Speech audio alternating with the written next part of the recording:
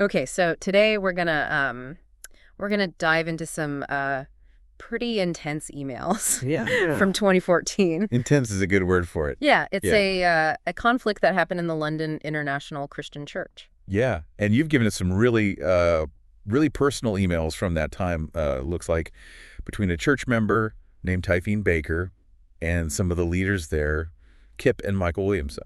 Right. And there's also emails to the whole congregation from both of them as well. So Exactly.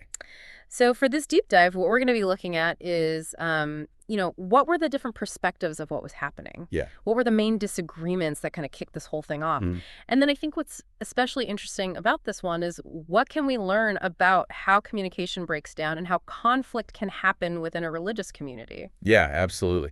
I think there's a lot to unpack here, and you've given us a lot of really interesting material to dig into. Right. So specifically, we have Typhoon's first email to Kip from September 25th. We have her follow-up email to the entire church, which is responding to something that Michael Williamson sent out earlier. Mhm. And then we also have that original email from Michael Williamson that was sent to the church on September 17th. Okay. So three main sources. Got it. And it's really clear to me that you're not just looking for, a simple rundown of what happened. You want to understand why this happened and Yeah. what we can learn from it. Absolutely. So let's jump into it. Okay. Let's start with Typhoon's initial email to Kip on September 25th. All right, so right away you can see that Tyson has a long history with the church. Yeah. She talks about being baptized back in 1992 and how much she respects Kip, even saying, "You are my hero." So you Yes. get this sense of a deep connection there and a lot of admiration. Yeah, absolutely. And then she also talks about going through a really rough time spiritually Right. after things fell apart with the Oxford Church. Mm. She even uses the word decimated, Yeah. and she expresses a lot of gratitude for finding a new spiritual home in the London church. Yeah, so there's this foundation of really positive experiences. Right, exactly. But then things shift. Yeah. She brings up this central issue, which is a disagreement with how Michael Williamson understands the gifts of the Holy Spirit. Right, and what's really interesting here is how she approaches it. Yeah. She doesn't come out and say, your doctrine is wrong or anything like that. Yeah. She's looking for clarification and a deeper understanding, she says, based on her own study and quiet time with God. And she even says, if I'm wrong, please correct me. Wow. So it seems like she's genuinely wanting to learn Yeah. and is open to being corrected, That's a good point. not just trying to pick a fight. Yeah. Then things get really interesting. She goes point by point through what she sees as misrepresentations of her views by Michael Williamson. Uh-oh. Yeah. So first she addresses this claim that she didn't copy him on her original email to Kip. Okay. But Typhony's adamant that Michael was the second person on her email list. Interesting. Even small details like that can become really important. If it feels like someone is being inaccurate about what happened, Yeah. it can really damage trust. Exactly, and set a negative tone for the whole conversation. Yeah. So the second point she makes is that Michael's saying she believes in the active performance of miraculous gifts Okay. that happening today. But Typhine pushes back and says, no, I believe that only the original apostles could give those gifts, and they've ceased, which she believes is in line with the church's teaching. Got it. So this seems like a major point of misunderstanding Right. about their theological positions. And it shows how important it is to be really precise Yes. when you're talking about sensitive issues like this. Absolutely. You can't just be throwing around general ideas. And then the third thing she addresses is Michael suggesting that she's been influenced by a Pentecostal preacher. Okay. And she lays out a really clear timeline here, saying that any contact with this preacher happened months after she first brought her questions to Kip, Okay. and also months after her restoration. So she's directly contradicting this narrative that her views are somehow a result of this later interaction. So she's really trying to control the narrative here. Right, exactly. It's like she's saying, no, this was my own journey, and these are my own conclusions based on my own study. I see. And she also expresses a lot of disappointment in Kip's silence during all of this. Okay. It seems like she feels abandoned and unsupported by someone she looked up to. Yeah, that makes sense. She felt like Kip not engaging meant he was siding with Michael. Yeah. And then it gets even deeper. She brings up this comparison saying that in the Bible, things like pride and lies are considered as serious as immorality. Wow. So she's questioning why these same issues in Michael's response aren't being addressed. So she's really concerned about the spiritual health of the leadership. Exactly. Okay. And then she makes this really heartfelt plea for someone to step in and find a fair resolution. Hmm. And she really emphasizes how much this is impacting her personally and her son. Yeah, it's clearly not just a theological debate for her. No, it's affecting her life. It's real. And her family. Wow. And she also worries about the precedent this sets for how disagreements will be dealt with in the church going forward. Right, so she's concerned about the culture of the church. Exactly. So that gives us a good overview of Typhoon's perspective. Yeah.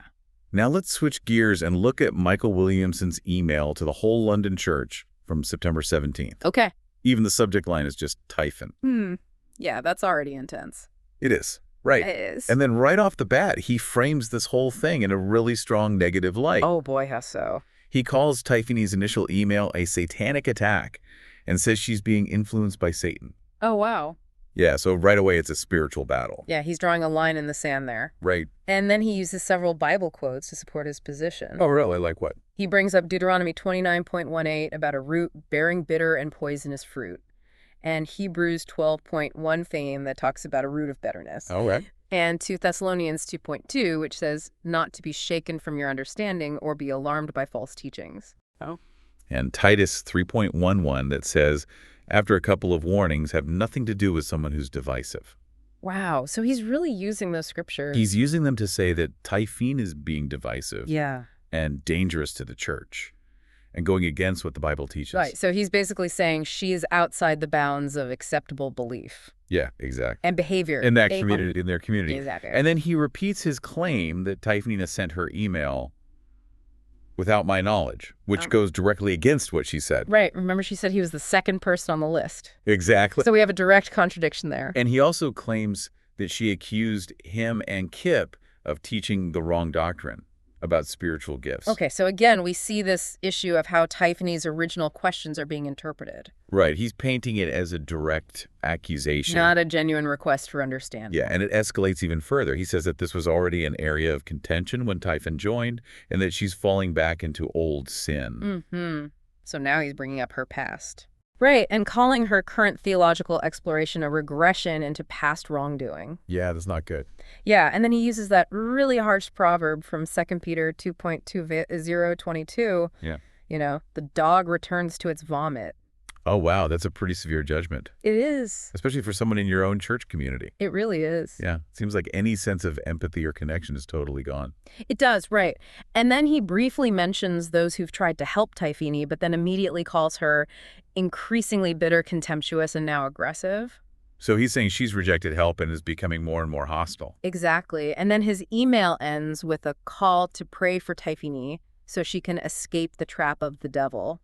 Okay, so again, this goes back to that initial framing of this whole thing as a spiritual battle. Right. He's portraying Typhon as someone who's under a negative, maybe even demonic influence Yeah. and needs rescuing. So those are two really different perspectives. They really are. Now let's look at Typhon's follow-up email to the church, which was sent sometime after her email to Kip on September 25th, but it doesn't have a specific date. Right. Her overall tone is very frustrated, and she feels like she's been wronged. Yeah, that makes sense. She starts by saying how disappointed she is that neither Michael Williamson nor any of the leadership responded to her email to Kip or apologized. Yeah. That lack of response seems to be a big deal for her. And rightfully so. You would think someone would reach out. Yeah, and she mentions a meeting with someone named Michael Hart, and that the leadership wants to wait until after the EMC to address the issue. Oh, wow. And she pushes back and says that kind of delay is unbiblical, and she even quotes Matthew 5.23:24. About reconciling before offering gifts at the altar. Exactly. Okay, so now we're seeing a disagreement not just about the theology, What I'm but doing. about the process. Exactly, like how should conflict be handled Yeah. within the church community? What does the Bible say about that? And Typhon's saying, look, this is what the Bible says, and you're not following it. Mm. She also directly calls out Michael Williamson's email saying it's false. Wow.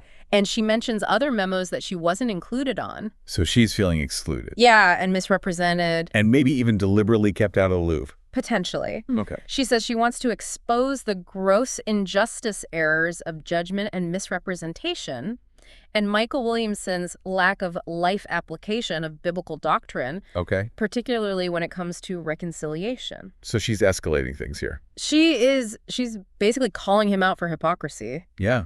Saying he's not living out what he preaches. Right, and she repeats that she's tried several times to meet and talk, but Michael Williamson isn't interested. So she's trying to reconcile, but he's avoiding it. Yeah, that's her perspective. That's how she sees it. And then she says something really big.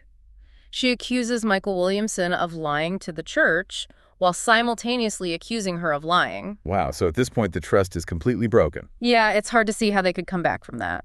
It is, and it's so sad because this is happening within a community that's supposed to be based on love and forgiveness. Right. It really highlights how challenging these kinds of situations can be.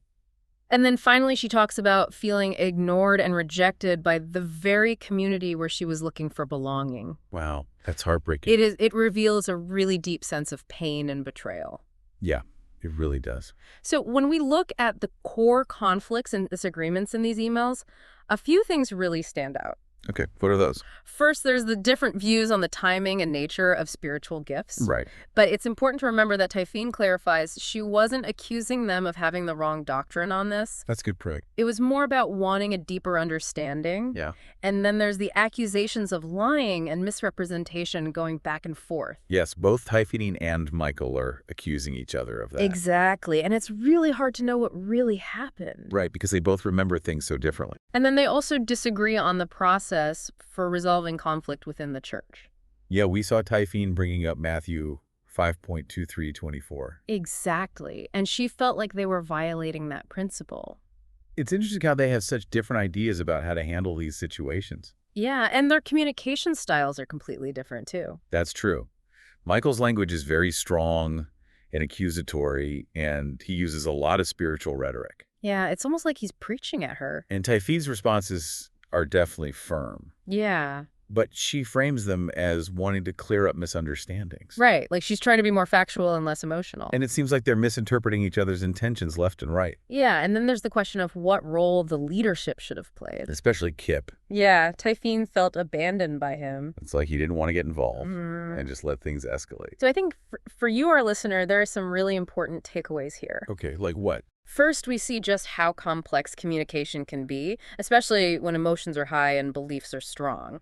Yeah, it's easy to see how things can get twisted and people end up with completely different understandings of the same situation. And then we see how hard it is to understand someone's motivations. Yeah, and how easy it is to jump to conclusions, And once those conclusions are formed, even if they're wrong. it's really hard to change them. It is, Right. especially if no one is challenging those assumptions. And we also see that there can be a lot of different perspectives, even within a community that's supposed to be united by faith. Yeah, when those perspectives clash, it can cause some serious problems. Absolutely. And we see just how damaging unresolved conflict can be, not just for the people directly involved. But for the whole community. Right. The fact that this spilled out into the wider church means it was affecting everyone. Yeah, it probably created divisions and tensions among the members. For sure. And I think ultimately this story highlights the need for humility. Yeah, being willing to admit when you're wrong. And accountability, taking responsibility for your actions. Yeah, and genuinely wanting to reconcile. Like actually putting in the work to repair those relationships.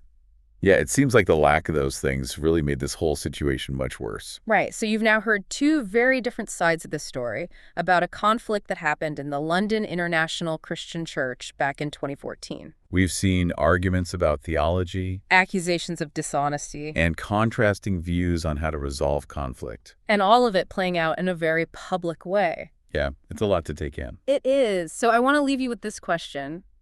What do you think are the most important things for creating understanding and achieving reconciliation when disagreements happen in any close-knit community? Yeah, that's a good question. What responsibilities do individuals have? And what about those in leadership? How can they help navigate these situations? There's lots to think about. It's a question that goes way beyond this specific case Definitely. and something that we all need to keep in mind. Absolutely. Thanks for joining us on this deep dive. Yeah, thanks for having me.